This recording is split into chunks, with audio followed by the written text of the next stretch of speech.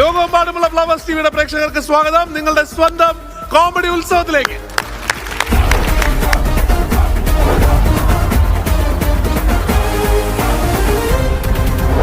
അങ്ങനെ നമ്മുടെ ഭാഗ്യചക്രം കറങ്ങി തുടങ്ങി. ഇനി മിമിക്രി മഹായുദ്ധമാണ്.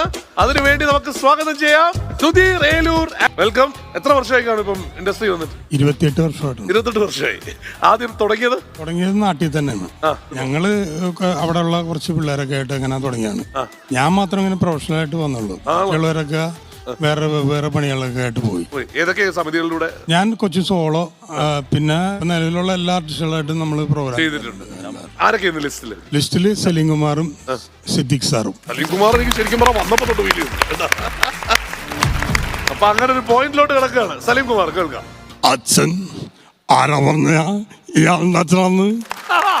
കുട്ടിക്കാലത്ത് അച്ഛനെ കാണണം എന്ന് പറഞ്ഞ് വാശി പിടിച്ച് കരയുമ്പോ പള്ളിയിലച്ഛനെ കാണിച്ചൊന്ന് സമാധാനിപ്പിക്കുമായിരുന്നു. എന്റെ പൊന്നമ്മച്ചി. മധ്യ തിരുവിതാംകൂർ ഭരിക്കുന്ന രാജാവാണ്, പേര് ശശി.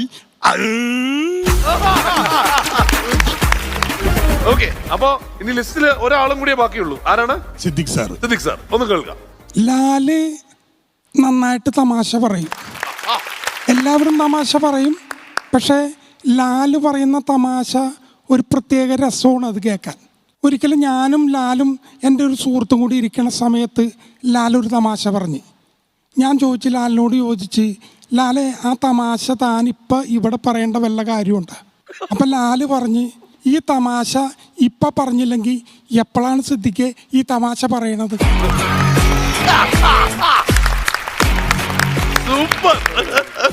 ബാബു നമ്പൂരി.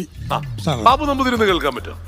നിർത്തടാ പുല്ലേ, കല്യാണ വീട്ടിലാണോടാ നിന്റെ ഒട്ടകത്തെ കെട്ടിക്കൊന്ന പാട്ടും കുത്തും? മോളെ ശോഭേ, ആ പാട്ടൊന്ന് പാടിക്കേ, അച്ഛനൊന്ന് കേക്കട്ടെ. സാറിന്റെ വേറെ വല്ലതും ചെയ്യൂ? വേറെ പിന്നെ പുള്ളിയുടെ ഒരു അനുഭവം അങ്ങനെ പറയണ കേൾക്കാൻ പറ്റും.